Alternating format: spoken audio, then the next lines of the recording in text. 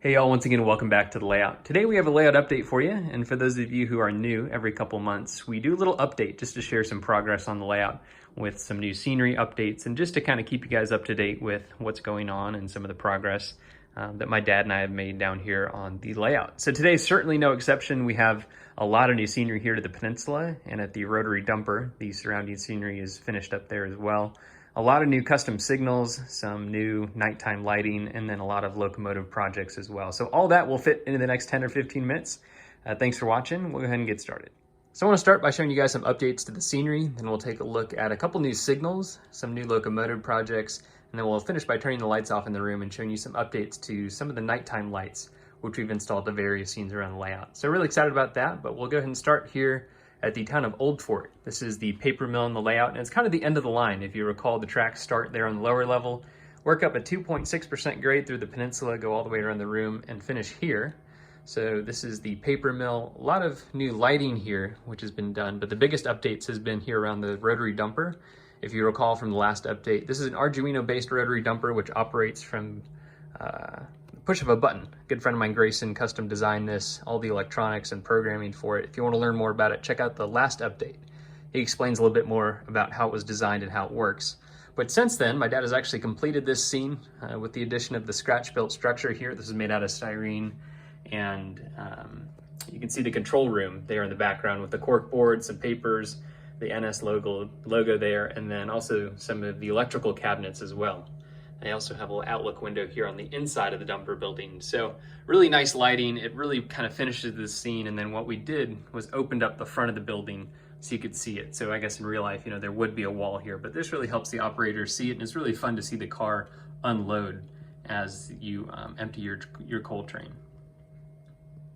We also have a little scene here, some more details. And then in the back, the cars will roll out of the dumper. It's gravity fed. We have a couple little brushes there to slow them down. It's a little bit hard to see. They're hidden by the support beam there for the conveyor belt, but that kind of slows them down. It just very gently rubs against the side of the cars and slows them down as they descend to the end of the track there. There's a coal pile there.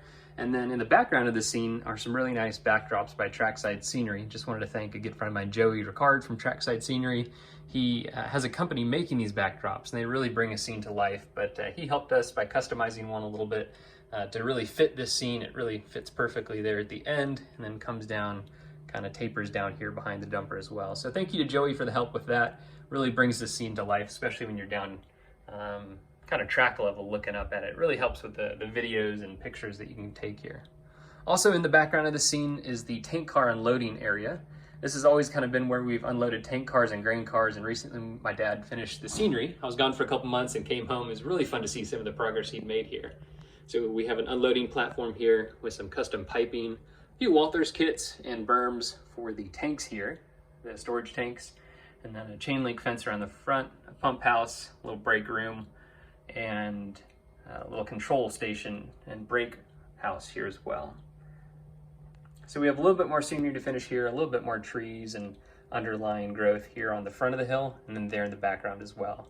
A couple more trees here, and then we have a really cool little pond and swamp here to the front left. Then we added a road too, which is able to access the unloading area there. So that's kind of the new updates here. Let's go ahead and head over to the peninsula and check out what's new over there. If you recall in the last update, we got all of the trees done on the peninsula with the exception of just a couple around the outside. We wanted to finish a little bit of scenery first before putting those in. But once we do, this will be about done. And in finishing some of the trees and scenery here, we really wanted to kind of revamp this industry. And so we decided to make it a forest products industry. We figured that was pretty fitting for the layout. And so what we have here are two spurs. The first one is going to be used to load dimensional and cut lumber. In theory, the plant and industry would be over here, and then the rail service and shipping would be over here. So they just have to cross the tracks, but you can see the Walthers kit is the loading dock here, and then we scratch built the structure here for loading the wood chips.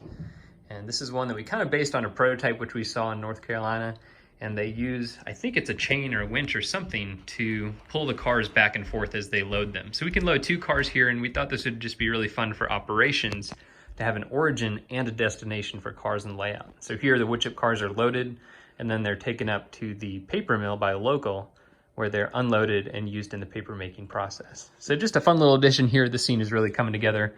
We need to add a little bit more details, but other than that, it's pretty much done. We're gonna also weather this conveyor belt here and add some wood chips to the inside as well to kind of add a little bit of realism there. Another little detail to this scene is a scratch-built signal. I've been keeping you guys updated on this crossing for a while, so it has heads facing in both directions.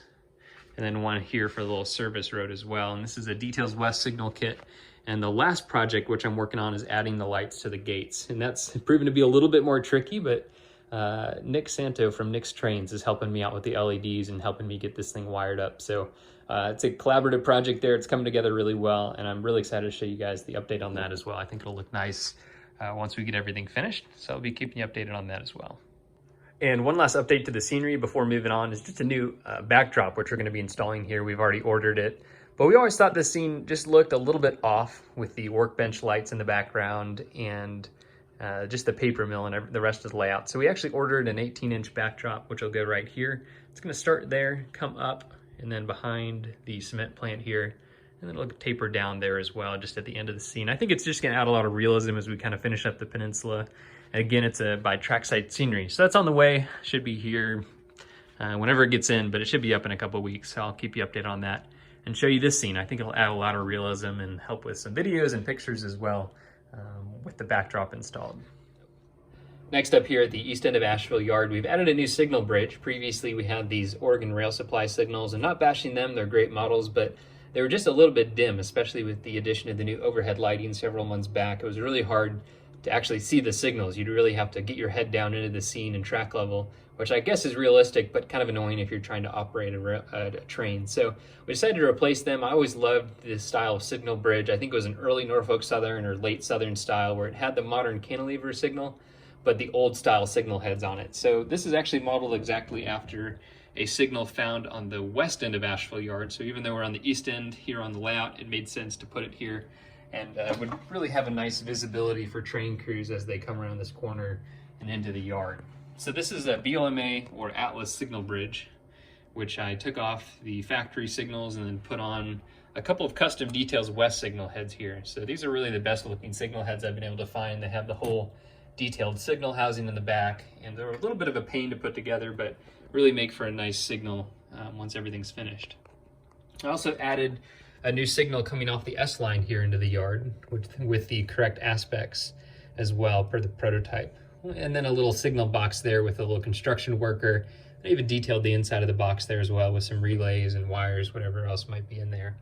And then just for fun, I thought since we're actually replacing the signals, it might be fun to model a signal replacement project. So we turn the old signal sideways, just like you might find on the prototype. There's the old S-line signal, which was previously standing right there. You can see it wasn't quite the correct arrangement for the signal, so we got the new one right. But anyways, put that there and kind of added a couple trucks here, just temporarily. Eventually we'll take these signals out. But it is fun to have a signal replacement project modeled, especially after seeing a couple of real ones here on the prototype. The last new signal is here at Magnolia, and I previously had a 3-headed signal here, pretty standard one. It always bothered me, it wasn't quite right for the aspects that you would need to have. And I've always thought it's really fun to model the signals, and so this is a really unique Norfolk Southern or Southern style signal. It's an intermediate signal, which means it's automatic, and it has a little offset side head. It's really unique, and you can find some old pictures of them, and they're still around on some parts of the Norfolk Southern system today. However, it has a yellow light, which means it's an approach for the stop signal down there at Biltmore. But you can see whenever you line a signal through the control point at Biltmore, it gives you an approach diverging signal. So here we have a route lined off of the S-line and onto one of the main lines going through the yard. So down here at the control point at Biltmore, we have a diverging clear signal coming off the S-line. And then if we come back up to the signals at Magnolia, we have an approach diverging signal. So you can see that tells the train crews they're gonna have to take a diverging signal at the next route. So it's a correct indication that you might find on the prototype. And like I said, I just really enjoy modeling the signal aspects and getting those right. So it's been fun to model that as well. I also want to share a quick update to some of the new projects and locomotives that we've got going on around the layout. And I'll save most of this to the roster update coming in a couple of weeks, but I did want to share some progress that we made on these because it's been a lot of fun. We've had a little bit of time to get some locomotives and rolling stock done. So first off, here are a couple Dash 9s and actually a couple of other locomotives around the layout, but these three, for example, I've been adding truck lights, working computer screens, and detailing the cab interiors a little bit. And these are 3 Scale Trains Dash 9s. This one I repainted to the Operation Lifesaver scheme. I remember seeing that one a couple times growing up, so it was kind of fun. And then for this one, this is a pretty stock Scale Trains Dash 9, but I opened up the rear cab door again, working computer screens, and I would turn it on, but it gets a little bit loud, so I'll save that for the update video. But here on the dash, I also decided to add a little bit of crap on the dash for some friends and engineers. I've heard that these things get kind of dirty inside from time to time. So that's what I modeled. Added some paperwork, some old track authorities, maybe an old sandwich and stuff in there. And even a cup. And at one point it had a straw in it, which I made out of some magnet wire, but that fell out. So that's kind of annoying, but not quite a big enough problem for me to go back and fix it. But it was there at one point, and a fun little detail. Also new to the layout are these Scale Train C40-9 top hats, and if you aren't familiar with the prototypes, they're one of the most iconic Norfolk Southern locomotives out there. It's a Dash 9 with the older style cab, and for years I think Norfolk Southern modelers have been trying to find one of these. Originally I custom built some, but those didn't look right, so then I got an Overland one which looked great but didn't run well. Then I tried custom building a couple more and was just never happy with it. They weren't quite accurate. And finally, after years and years of waiting, manufacturers made one of these, and I would without a doubt say they knocked it out of the park. So really excited to have these on the layout. And I don't usually make locomotives part of the layout update, but they are such a neat Norfolk Southern locomotive, I really wanted to. And as always, I'm never paid to say this stuff. I just really enjoy sharing products and companies that I think make really nice locomotives, and Model Trains and Scale Trains is definitely one of those. So a couple neat features here, and I've talked a little bit about adding lights and nighttime lighting that they've done from the factory is actually installed these nighttime lights. So they have walkway lights on the front and back, and also truck lights, which help the locomotive engineer see when he's moving. So all sorts of just neat lighting features, which usually I have to install aftermarket, takes a lot of time, come from the factory. So a really neat innovation in addition to the hobby with these new locomotives, and a ton of other neat details as well, which are included in these locomotives. Also, since filming the 2 top hats last night, I went in and finished weathering one of them. The other one, I'm gonna go ahead and replace the logo with a horse head scheme, so it's gonna be the more modern paint scheme. But for this one, I didn't have to do too much to it, just added the frame stripe, a couple decals here and there to make it more modern, and then repainted the fuel tank and added some peeling lettering effects to the logo there. So this one's just about done. I painted the air conditioner as well, so looking forward to finishing up the next one. But that came out nice. And then this is another locomotive here. This is an AC44 C6M. So in real life, all these top hats were rebuilt with the more modern wide cabs and a new electrical cabinet and AC traction motors. It's a Norfolk Southern rebuild program. So this one's just about done. I just need to wait for the new decals to come on there. But other than that, it's just a Scale Trains Dash 9 with a Tier 4 cab, which I kind of chopped off. And I have an old video of how I did a second one of these several months ago, if not maybe a year ago, and you can kind of see how I built that. A few last projects that I've been working on here. The first is this Dash 8. This is an Atlas Dash 8. I corrected some of the details for the prototype, and then I also added some brass handrails, so you can see some of the work I did to it here before painting it. And then this just needs to have the paint dry for another day or two, and then I'll detail paint it, add some decals, weather it, and it'll also get the same peeling paint and chipped logo like you saw in the top hat a few minutes ago. Also, I'm working on the Norfolk Southern exhibit car. Always thought this was fun, have a lot of memories of being on this thing and seeing it growing up. Also gonna try to add some working lights to the steps and then some marker lights to the rear of the car as well. Might be a fun project while I have a little bit of extra time here. A couple locomotives which have recently been finished up, you guys have probably seen these before, are a couple Union Pacific locomotives. This is an AC60 44AC or something like that. It's pretty much an AC 4400 and an AC 6000 car body. So I finished weathering that. I just uploaded a video on how to weather that if you're curious about some of the effects and how I did that. And I also have a Southern Pacific AC 4400. Actually went to school up in Chicago several years back, and I remember seeing these a lot, so it's a lot of fun to have these on the layout, bring back some memories of that. And last, before moving on to the lights and the nighttime lighting on the layout, are a couple of cars which my dad did. These are really neat loads. These are some custom-made pipe loads. He just took some aluminum tubing, cut it to the right length, and then spray painted it, added some balsa wood for the supports. And then this is actually model airplane striping, which he used for the straps to kind of hold it down. So some neat effects there. All the cars have been weathered. and you can see the loads just sit on, so they're removable. But a nice little pipe train load here as well.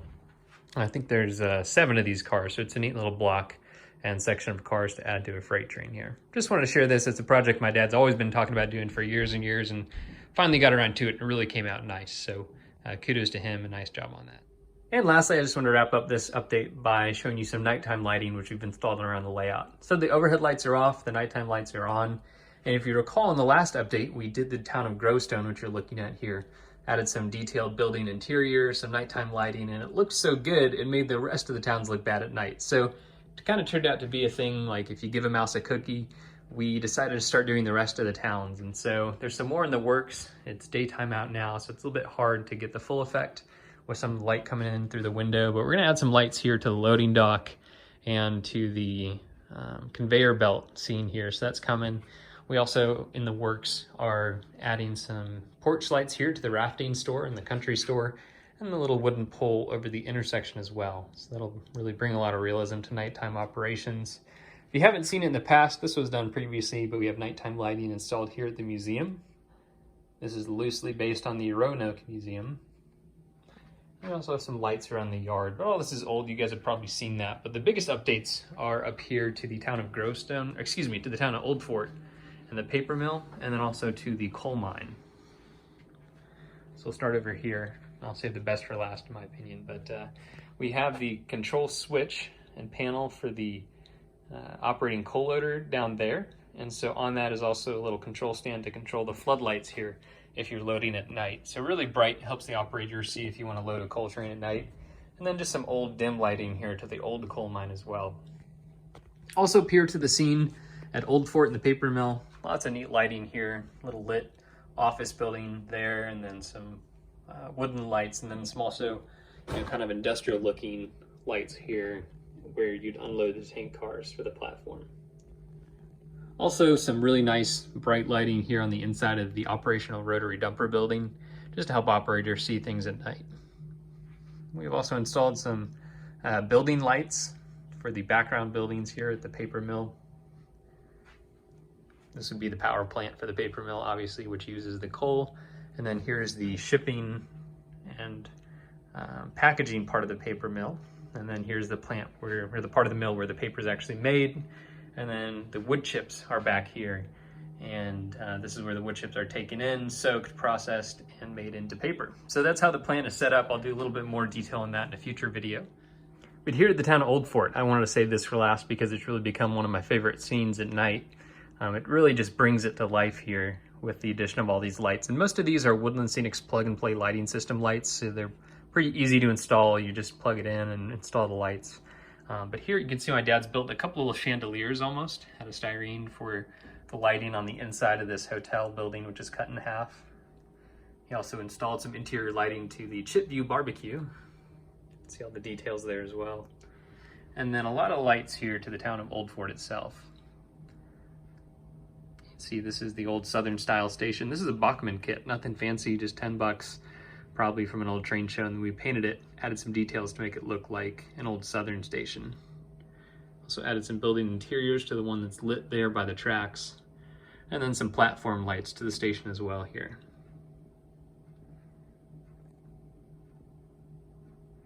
So that just about wraps it up.